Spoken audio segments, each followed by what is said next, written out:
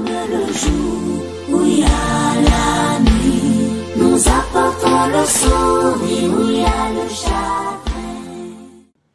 Chers amis, bonjour. Les élections générales approchent à grands pas. Et au fur et à mesure que les élections approchent, le régime en place vous mentira de plus en plus. Ces gens sont des menteurs, j'ai l'habitude de vous le dire. Pour eux, gouverner, c'est chercher à mentir sur le régime qui les a précédés. Salir le régime précédent, c'est en cela qu'ils sont champions. Et pour eux, c'est quand ils font cela qu'ils vous servent, ou qu'ils servent le président Patrice Talon. Il y a de cela quelques jours, je m'étais adressé à vous concernant la construction du nouveau siège de l'Assemblée nationale. Je l'ai fait parce que ces gens vous doivent la vérité. Mais malheureusement, ils vous la cachent. Ils ne vous la donnent pas.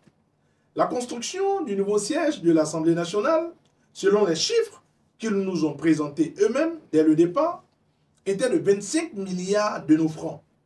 Aujourd'hui, ils sont à plus de 78 milliards de francs CFA, disent-ils, avec des chiffres sur le taux d'exécution physique global, les uns aussi fantaisistes que les autres, sans parler des chiffres d'exécution financière les plus douteux.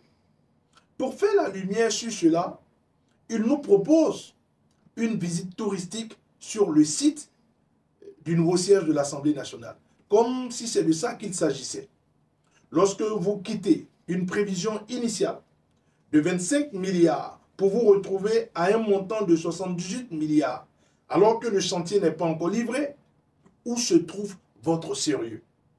Que prévoit le Code des marchés publics en ce qui concerne le pourcentage que ne doivent dépasser les avenants? En effet, selon le Code des marchés publics, en République du Bénin, en son article 100, parlant des avenants, il est écrit ce qui suit. Les stipulations relatives au montant d'un marché public ne peuvent être modifiées que par voie d'avenant et dans la limite, je dis bien dans la limite d'une augmentation de 30% de la valeur totale du marché de base. Fin de citation. Pour défendre un régime ou son camp politique, on n'a pas besoin de faire des scènes de one-man show, comme par exemple inviter l'opposition ou les autres partis politiques sur le site de construction de notre Assemblée nationale. On a seulement besoin de dire la vérité au peuple ou d'être transparent. Vous vous fourvoyez et vous dites que vous nous éteignez. Pour ce qui est du boulevard de la Marina, par exemple, et de la route Semen-Porto Novo, vous n'avez convaincu personne lors de vos dernières sorties médiatiques. Construire une route que vous-même avez évaluée de 5,6 km à 37 milliards de nos francs et celle de Porto Novo, évaluée au départ à 89 milliards de nos francs et aujourd'hui chiffrée à plus de 150 milliards de francs CFA, alors même qu'elle est toujours en chantier, toutes ces choses vous présentent comme des prédateurs de nos ressources financières. Cela fait du Bénin, sous la rupture, le pays où le kilomètre de l'autoroute est le plus cher, avec plus de 6 milliards de kilomètres. Vous avez bien entendu, j'ai dit bien 6 milliards de kilomètres d'autoroute. Tenez, le kilomètre d'autoroute dans les pays qui nous entourent se présente comme suit. En Côte d'Ivoire, le kilomètre d'autoroute est évalué à 2 milliards de francs CFA. Au Sénégal, il est de 4 milliards, c'est le plus cher dans la sous-région.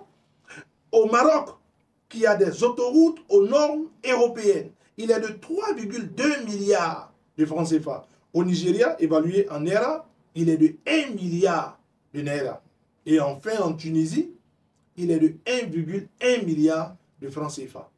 Vous avez prétesté de l'élévation du pont sur la route Semen-Porto Novo pour nous faire cette route à près de 15 milliards de kilomètres. Franchement, vous abusez. Vous êtes de vrais prévaricateurs de nos ressources financières. Le seul domaine sur lequel vous comptez pour convaincre nos compatriotes au cours des prochaines campagnes et leur demander de vous faire confiance, voilà que dans ce seul domaine, vous vous embrouillez et vous vous marchez sur les pieds.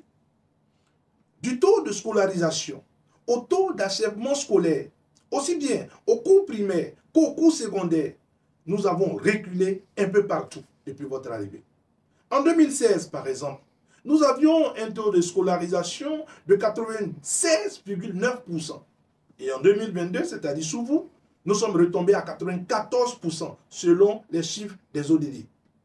Les taux d'achèvement, quant à eux, passent de 81% au primaire en 2016 à 74% en 2024. Et au secondaire, nous passons de 45% en 2016 à 36% en 2024. Pendant ce temps, vous continuez de mentir au peuple. En 2017, dans un autre domaine, on avait un taux d'insécurité alimentaire de 9,6%. Et en 2024, cela est remonté à 26%, selon les chiffres de l'Union africaine. Mais pendant ce temps, vous continuez de mentir. Vous continuez de mentir à nos compatriotes. Dans le document du PAG, ces gens nous ont dit que le taux de couverture de l'eau sur le plan national, avant eux, était de 67%. Mais un ministre de surcroît, le ministre d'État, Abdoulaye Biotchane, annonce la semaine dernière seulement que le taux de couverture en eau avant eux était de 40% et qu'ils l'ont relevé à plus de 80%. Que des mensonges. Ces gens mentent. Vous mentez tout le temps. Et tellement que vous mentez, que vous venez nommer encore des ministres conseillers afin qu'ils viennent mentir davantage. Prenons le cas de M. Janvier Yaoudéo, qui a été, pour ceux qui ne le savent pas, le chargé de mission du président Boni Yahi.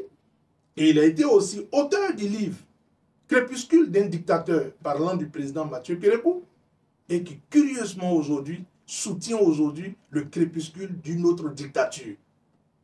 Dans tout ce qui a été dit, je voudrais, chers compatriotes, vous préciser que nous ne devons pas nous laisser ni distraire, ni tromper. Ces gens cherchent par tous les moyens à nous empêcher de vous parler. Pour ceux qui ne le savent pas, ils ont même piraté mon compte Facebook et mon compte TikTok. Par la grâce du Seigneur, j'ai pu récupérer le compte TikTok et j'ai créé une nouvelle page Facebook. Nous ne nous laisserons ni distraire, ni décourager.